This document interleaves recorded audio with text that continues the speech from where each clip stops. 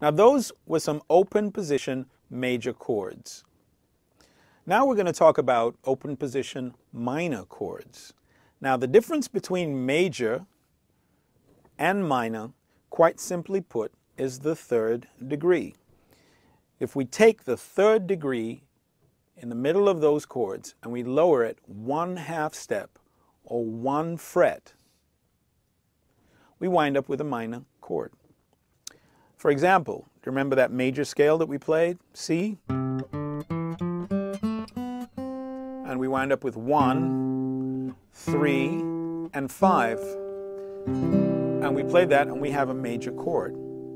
If we were to take the third degree, which is the E, and we just lower it 1/2 step, which is 1 fret on the guitar, and we played 1, flat 3, and 5, we would wind up with a C minor chord.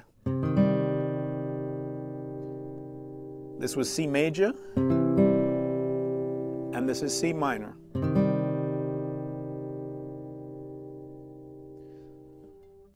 The major is described as having a happy sound, and the minor is often described as having a sad sound.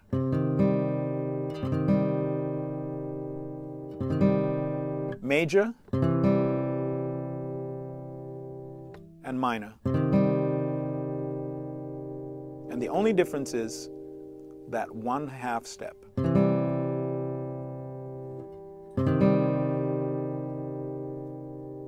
Now in the same way we had some very simple open position major chords, we have some very easy open position minor chords.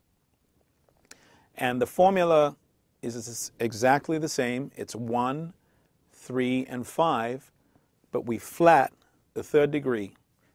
We lower it by 1/2 step or 1 fret.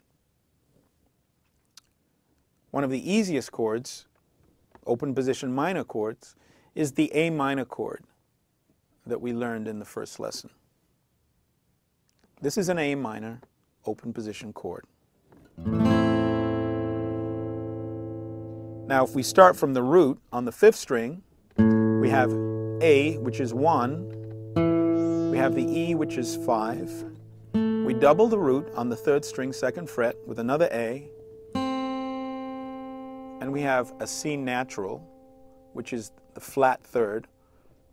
And then we have the E on top, which is our 5. Now if you remember, our A major chord sounded like this. That C sharp, which is the 3rd, we lower a 1/2 step, and we wind up with an A minor chord. Open position chords allow you to use the open strings as part of the chord.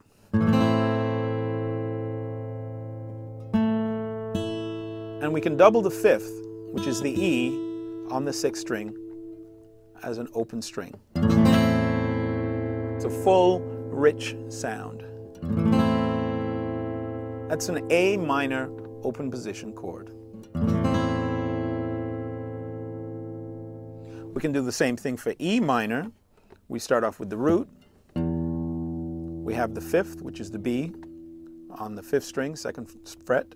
We double the root on the 3rd string, 2nd fret. And we have a flat 3rd with the G open string, 3rd string. 5, which is our B open string. And then we have the root again doubled at the top. So we wind up with an E minor open position chord. Now if you remember, when we played our E major chord, this was our E major chord. The G sharp was the 3rd in the E major chord. For the E minor, we lower the 3rd by a 1/2 step. So we get a flatted 3rd, and we have an E minor chord. We can do the same thing for a D minor chord. Start off with the D, which is the root. We have the A, 5, double the D again, and then we have an F natural for the flatted third.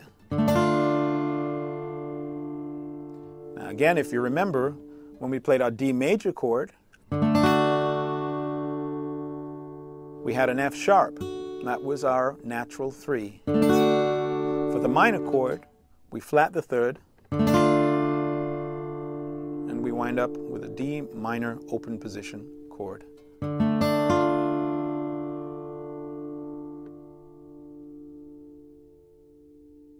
So those are some open position minor chords. You can practice those. Just get used to changing between chords. You can try comparing the sound of the major to the minor.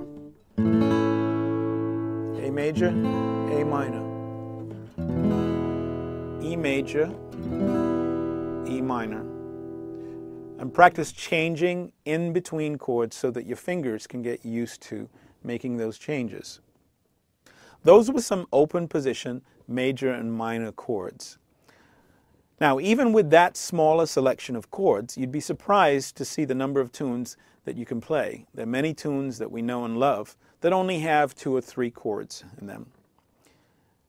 Now I'm going to talk about a device called a capo. Many of those open position chords are not what we call movable. So you couldn't take, for example, your A major and then all of a sudden move it up to the 5th fret and play the same thing and use the open strings. What a capo does is effectively moves the nut and the 1st fret to a different place on the fretboard. So here I have a pretty standard capo. If I were to place this on the 3rd fret, I can play some of the open position shapes that I played when I didn't have the capo, and I can play some of the open position chords.